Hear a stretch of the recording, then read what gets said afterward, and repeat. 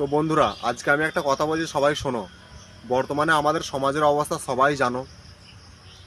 Vote এলে নেতাদের জনসাধারণের কথা মনে পড়ে যে হ্যাঁ, জনসাধারণ আছে, এদের কাছে যেতে হবে, এদের সুখ দুঃখের কথা শুনতে হবে, এদের সমস্যাগুলো দূর করতে হবে। ভোট পেরিয়ে গেলে কিন্তু নেতারা জনসাধারণের কথা ভুলে যায়, নিজেদের পকেট গরম করতে ব্যস্ত তখন। ঠিক আছে, ঠিক তেমনই তোমার আমার সবাইকার কথা বলছি। গ্রীষ্মকাল এলে মানুষের মনে পড়ে যে হ্যাঁ, গাছ লাগাতে হবে, প্রাণ বাঁচাতে হবে।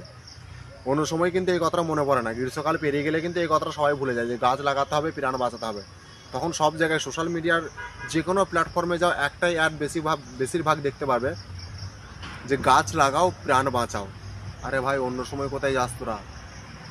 এখন তুমি যে কোনো জায়গায় যাও, আগে যেসব রাস্তাঘাটের ধারে গাছপালা দেখতে পেতে, সেসব গাছপালার একটাও নাই, সব কেটে উড়িয়ে দিয়েছে। কারা উড়িয়েছে? হ্যাঁ,